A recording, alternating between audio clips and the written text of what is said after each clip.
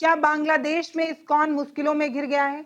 जिस देश को भारत ने बनाया, आज वहीं पर इस्कॉन के बैन की मांग क्यों हो रही है? और ये चिन्मय दास कौन है जिनकी गिरफ्तारी ने बांग्लादेशी हिंदुओं और अल्पसंख्यकों को आंदोलन करने पर मजबूर कर दिया है? आज इस वीडियो में हम आपको बताने जा रहे हैं कि बांग्लादेश में घमासान क्यों मचा हुआ है। आप देख रहे हैं भारत एक नई सोच और मैं हूं पल्लवी।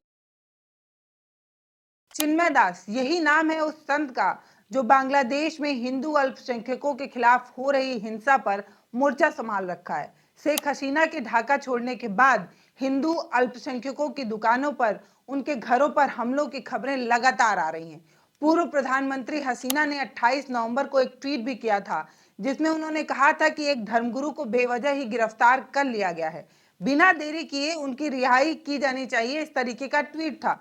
चटगांव में एक मंदिर को जला दिया गया है और अहमदिया समुदाय की मजार और ईसाइयों के चर्च और बुद्धों के मैनिस्ट पर भी हमले हो रहे हैं। उसे लूटा जा रहा है, उसके बाद उसे जला दिया जा रहा है। हसीना ने चेताया है कि धार्मिक स्वतंत्रता और सभी धर्मों की सुरक्षा पहली प्राथमिकता होनी चाहिए। लेटेस्ट अपडेट ये है कि बांग्लादेश के सिलचर में मौजूद जो इस्कॉन मंदिर है उसे बंद करा दिया जा रहा है। वहां मौजूद भक्तों को बांग्लादेश की सेना ने अपनी गाड़ियों में भरकर न जाने कहां ले गया है। इस्कॉन के राधा रमन दास ने आरोप लगाया है कि सिलचर के बांग्लादेश के मुसलमानों ने जबरदस्ती मंदिर को बंद कराया।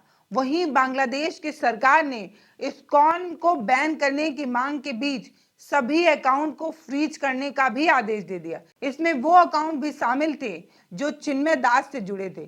चिन्मय दास को राष्ट्रद्रोह के मामले में गिरफ्तार कर लिया गया है और गिरफ्तार किए जाने के बाद ढाका की सरकार ने ये बड़ा कदम उठाया है, सभी अकाउंट को फ्रीज करना और इस तरीके के कदम। बांग्लादेश फाइनेंस इंटेलिजेंस यूनिट ने भी सभी अकाउंट को फ्रीज कर दिया है। ढाका में इस्कॉन को लेकर माहौल गरमाया हुआ है।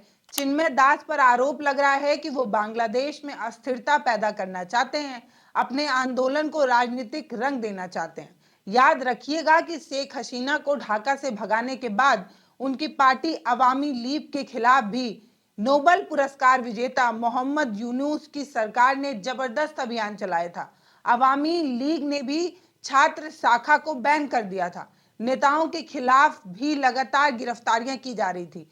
पूरी ताकत से मोहम्मद यूनुस अवामी लीग को कुचल देना चाहते थे। मोहम्मद यूनुस को मुसलमान चरमपंथी संगठन जमाते इस्लामिया का पूरा पूरा साथ मिल रहा है और कहा भी ये जा रहा है कि दरअसल ढाका की सरकार जमाते इस्लामिया ही चला रही है। इसी बीच हिंदू अल्पसंख्यकों पर हमले की खबरें लगातार बढ़ती जा रही हैं और उसी के खिलाफ चिन्मय दास मैदान में उतर आए थे।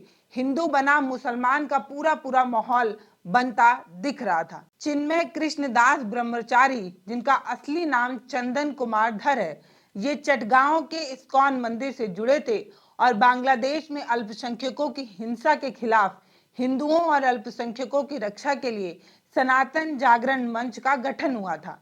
चिन्मय दास इसी संगठन के प्रवक्ता थे। संगठन जागरण मंच के जरिए चिन्मय दास चटगांव, रंगपुर और ऐसी जगहों पर रैलियों को संबोधित कर रहे थे और इनकी रैलियों में बताया जा रहा था कि हजारों की संख्या में लोग जो है वो शामिल हो रहे थे। 25 अक्टूबर को चटगांव के लाल दीघी मैदान में सनातन जागरण मंच की 8 सूत्री मांग को लेकर एक रैली थी जिसमें चिन्मय कृष्णदास ने भाषण दिया और इसी दौरान न्यू मार्केट चौक पर कुछ लोगों ने आजादी स्तंभ पर भगवा झंडा फहरा दिया था।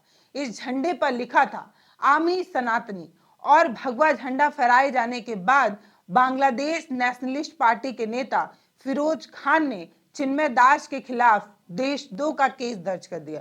चिन्मय दास पर बांग्लादेश के राष्ट्रीय ध्वज के अपमान का भी आरोप जो है वो लग रहा है, क्योंकि उस स्तंभ पर बांग्लादेश का राष्ट्रीय स्तंभ फहराया जाना चाहिए था, ना कि सनातन धर्म का स्तंभ फहराया जाना चाहिए था। ये वो बड़ी वजह है जिस वजह से उनके खिलाफ राष्ट्रद्रोह तक का मुकदमा चल रहा है। 26 नवंबर को चिन्मय दास को चटगांव कोतवाली में पेश किया गया और वहां के जज ने उन्हें फौरन जेल भेज दिया। इसके बाद ढाका और चटगांव सहित कई शहरों में हिंसा की अलग अलग तस्वीरें आने लगी। चिन्मय दास को जेल भेजे जाने के खिलाफ उनके समर्थक सड़कों पर उतर आए थे। पुलिस के साथ उनकी जबरदस्त झड़प हुई थी। भीड़ इतनी ज्यादा आक्रोशित थी, इतनी आक्रोशित थी कि सरकारी वकील सैफुल इस्लाम को पीट पीट कर अधमरा कर दिया था। जब सैफुल इस्लाम को अस्पताल ले जाया गया तब उसकी मौत हो गई। घटना के बाद बांग्लादेश की सरकार ने आरोपियों की गिरफ्तारी शुरू कर दी और अब तक कुल 37 लोगों को गिरफ्तार किया जा चुका है। भारत में चिन्मय दास की गिरफ्तारी को लेकर चिंता जताई जा रही है, लेकिन ढाका में इस्कॉन को बैन किए जाने की मांग जोर पकड़ रही है। हालांकि बांग्लादेश की अदालत ने इस्कॉन पर बैन लगाने की याचिका को खारिज कर दिया है और कहा है कि ये फैसला सरकार को लेना होगा। चिन्मय दास को जेल भेजे जाने के बाद इस्कॉन ने उन्हें संगठन से निकाल दिया है, लेकिन चिन्मय अभी भी पौड़िक धाम के चीफ ही हैं। इस्कॉनिक ने उनकी गिरफ्तारी को लेकर निंदा भी की है। अब ये बात तो साफ है कि इस्कॉन में भी चिन्मय दास को लेकर दो मत साफ साफ नजर आ रहा है। शेख हसीना के बांग्लादेश छोड़ने के बाद हिंदू अल्पसंख्यक पर हमले लगातार बढ़ ही रहे हैं। बांग्लादेश की जनसंख्या 17 करोड़ से ज्यादा है और हिंदुओं की आबादी करीब करीब 1.5 करोड़ के आसपास बताई जा रही है, जबकि बौद्धिस्ट और ईसाइयों की आबादी लगभग 1% है। वहीं 1 लाख से ज्यादा अहमदिया मुसलमान भी हैं। 1971 में जब बांग्लादेश आजाद हुआ था तब हिंदू सहित अल्पसंख्यकों की संख्या 23% के आसपास थी, लेकिन अब यह घटकर 9% हो गई है। जो बात साफ है वो ये कि बांग्लादेश जो है वो दूसरे धर्म के लोगों के साथ कैसा व्यवहार करता है और क्या हाल करता है, ये परसेंटेज से ही साफ नजर आ रहा है। राष्ट्रद्रोह के केस में चिन्मय की गिरफ्तारी के बाद इस्कॉन ने कहा कि उसका चिन्मय दास से कोई लेना देना नहीं है और वो जो कुछ भी करते हैं उसकी जिम्मेदारी इस्कॉन की नहीं है। चिन्मय की गिरफ्तारी पर ग्लोबल इस्कॉन ने भी बयान जारी किया और वो मोदी सरकार के हस्तक्षेप की मांग कर रहा है। इस्कॉनिक ने एक्स पर पोस्ट करते हुए यह लिखा है कि इस्कॉन बांग्लादेश के प्रमुख चेहरे चिन्मय दास के साथ खड़ा है और ग्लोबल इस्कॉन ये भी कहता नजर आया कि उस पर जो आरोप लग रहे हैं वो सभी बेबुनियाद हैं। इस्कॉन का आतंक से कोई लेना देना नहीं है। इस्कॉनिक भारत सरकार से तत्काल कदम उठाने की मांग करता है। इस्कॉन एक शांतिप्रिय भक्ति आंदोलन है, उस पर गलत आरोप लग रहे हैं। बांग्लादेश सरकार चिन्मय कृष्णदास को तुरंत रिहा करे और बांग्लादेश में हिंसा की घटनाएं धार्मिक रंग लेने वाली हैं और इस्कॉन को लेकर जो विवाद बढ़ता जा रहा है, बांग्लादेश की सरकार ने कोर्ट में हलफनामा दाखिल करने के लिए भी कहा है। इस्कॉन एक धार्मिक कट्टरपंथी संगठन है। अब आप समझिए कि बांग्लादेश की यूनुस सरकार का कैरेक्टर क्या है। आखिर ये सब कुछ क्यों हो रहा है। ढाका में शेख हसीना के खिलाफ आंदोलन में मुस्लिम चरमपंथियों का सीधा हाथ है। अभी जो लोग वहां सरकार में हैं वो जनता के द्वारा चुने हुए नहीं है। शेख हसीना को जनता ने चुना था, इसीलिए अमेरिका की शह पर शेख हसीना को सत्ता से हटाने के लिए आरक्षण के बहाने आंदोलन छेड़ा गया। शेख हसीना पर तानाशाही होने का आरोप भी लगता रहा, लेकिन शेख हसीना के रहते हुए अल्पसंख्यक पर हमले नहीं के बराबर होते थे और भारत के साथ हसीना के रिश्ते भी बेहतर थे और दिल्ली का प्रभाव बांग्लादेश पर साफ नजर भी आता था। 15 साल के शासन में शेख हसीना ने बांग्लादेश को कहां खड़ा कर दिया था, इसकी तस्वीर हम सभी के सामने है। लेकिन उससे नाराज कुछ लोग कट्टरपंथियों के साथ मिलकर जानबूझकर अवामी लीग की सरकार को उखाड़ फेंकने की राजनीति करते हैं, जिसकी वजह से आज सब कुछ जो हो रहा है वो आपके सामने है। अब जो लोग सत्ता में हैं उनका इतिहास बहुत दागदार है। खलीदा जिया की बांग्लादेश नेशनलिस्ट पार्टी का जमाते इस्लामिया के साथ सीधा सीधा रिश्ता है। 1971 में बांग्लादेश मुक्ति संग्राम के दौरान जमाते इस्लामिया पर नरसंहार का आरोप भी लगा था। ये सुन्नी मुस्लिम कट्टरपंथियों का संगठन है। 2001 से 2006 के दौरान बीएनपी का शासन खूनी था। हर रोज हिंसाएं होती थी, हर रोज मासूम मारे जाते थे। बांग्लादेश में विपक्ष का कोई भी नहीं था। कोई भी अगर चुनाव लड़ता था तो फटाक से ये इसका बहिष्कार कर दिया करते थे।